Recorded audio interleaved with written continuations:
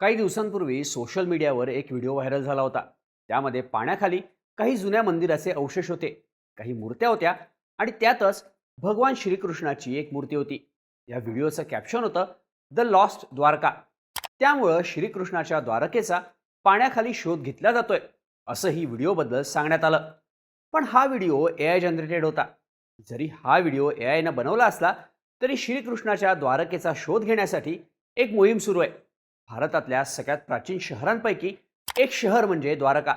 गुजरातच्या किनाऱ्यावर वसलेलं हे शहर एकेकाळी भगवान श्रीकृष्णाचं निवासस्थान होतं असं सांगितलं जातं. 2005 ते 2007 दरम्यान इथल्या समुद्रात संशोधन झालं होतं. या शोधात इथल्या समुद्राखाली एकेकाळी एक शहर अस्तित्वात होतं याचे पुरावे सापडले होते. हे शहर म्हणजेच श्रीकृष्णाची प्राचीन द्वारका आहे असं बोललं जातं. आता या सगळ्याची पुन्हा एकदा चर्चा होण्यामागचं कारण म्हणजे या समुद्राखालील शहराचा पुन्हा एकदा शोध घेतला जातोय. भारतीय पुरातत्व विभाग अर्थातच ASIनं एक नवीन मोहीम सुरू केली आहे. यावर्षी फेब्रुवारी महिन्यात या मोहिमेचा पहिला टप्पा पार पाडण्यात आला. आता मोहिमेचा दुसरा टप्पा सुरू झालाय. ASIनं सुरू केलेली द्वारकेच्या शोधाची ही मोहीम नेमकी आहे काय? या मोहिमेत आतापर्यंत कोणकोणत्या गोष्टी समोर आल्यात? यापूर्वी झालेल्या मोहिमेत समुद्राखालील शहराचे कोणकोणते पुरावे मिळाले होते? तसंच द्वारकेला भविष्यात होणारं सबमेरीन टुरिझम आहे काय? या सगळ्याची माहिती जाणून घेऊया त्या व्हिडिओमधून. नमस्कार, मी शार्दूल आणि तुम्ही बघताय बोल भिडू. ASIच्या अंडर वॉटर आर्किओलॉजी विंगमधील 9 जणांची टीम सध्या एका मोहिमेवर आहे. ही टीम गुजरातच्या द्वारका इथं किनाऱ्यावर आणि समुद्राच्या आत शोध घेते. या टीमचा उद्देश आहे समुद्रात बुडालेल्या वस्तू शोधणं, त्यांचे फोटो काढणं, त्यांचं जतन करणं आणि त्यांचा शास्त्रीय अभ्यास करणं. आता सुरू असलेल्या या मोहिमेअंतर्गत ASIला इथं सापडलेल्या वस्तू किती जुन्या आहेत, म्हणजेच पाण्याखालचं हे शहर नेमकं किती जुनं आहे हे शोधायचं आहे. याच वर्षी फेब्रुवारीत ASIच्या 5 सदस्यांच्या टीमनं द्वारकेतल्या गोमती खाडी इथं सर्वेक्षण केलं होतं. या सर्वेक्षणाचा उद्देश होता पूर्वी ज्या ठिकाणी उत्खनन करण्यात आलं तिथं सध्या काय स्थिती आहे हे तपासणं आणि यापुढं कुठे उत्खनन करायचं हे ठरवणं. या सगळ्याचा वापर प्राचीन द्वारका नगरीच्या शोधासाठी होणार असल्याचं म्हटलं जात आहे. ASIचे अतिरिक्त महासंचालक आलोक त्रिपाठी हे या संपूर्ण मोहिमेचं नेतृत्व करतायत.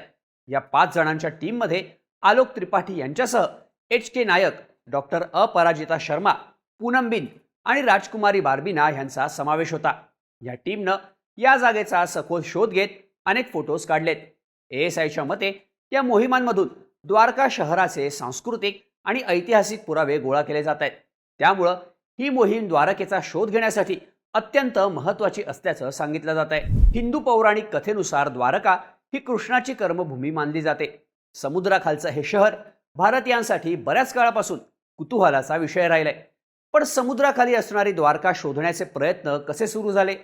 तर काही संदर्भांनुसार 1960च्या दशकात इंडियन एअरफोर्सचं एक विमान अरबी समुद्रावरून जात होतं. तेव्हा द्वारकेच्या जवळ त्यांना समुद्राच्या पाण्यात एक भिंत सदृश्य बांधकाम दिसलं.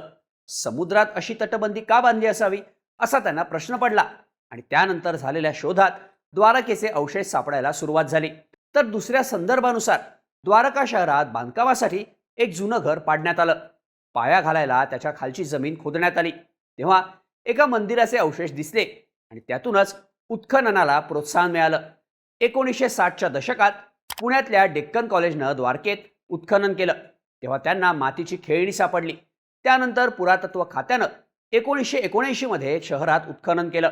जमिनीवरच्या या उत्खननात पुरातत्व खात्याला काही मंदिरांचे अवशेष सापडले.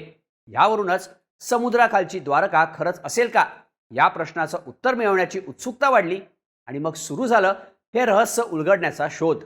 1979 मध्ये झालेलं संशोधन हे मुख्यत्वे जमिनीखाली झालं होतं, ज्यात खोदकाम करणाऱ्या टीमला अनेक भांडी सापडली होती, जी इसवी सन 2000 वर्षांपूर्वीची असल्याचं स्पष्ट झालं. मंदिरांचे अवशेष, भांडी याचसोबत आणखी एक गोष्ट सापडली, ती म्हणजे चुनखडीचे दगड. हेच दगड पुढे द्वारकेच्या अस्तित्वाच्या खुणा ठरवण्यात महत्त्वाचा धागा ठरले. यामुळे शास्त्रज्ञांची उत्सुकता वाढली आणि समुद्राचा तळ गाठण्याचं टार्गेट निश्चित झालं. 1983 ते 1992 या 9 वर्षांच्या कालावधीत दरवर्षी समुद्राचा तळ गाठायला सुरुवात झाली. 4 मीटर ते 12 मीटर अंतरात शोधकाम झालं. तेव्हा द्वारकाधीश मंदिराच्या उत्तरेला समुद्रात असलेली 560 मीटर भिंत सापडली. त्यानंतर 1989 मध्ये झालेल्या समुद्राच्या तळाच्या उत्खननात दगडी खांब, आयताकृती आणि अर्धगोल दगड सापडले.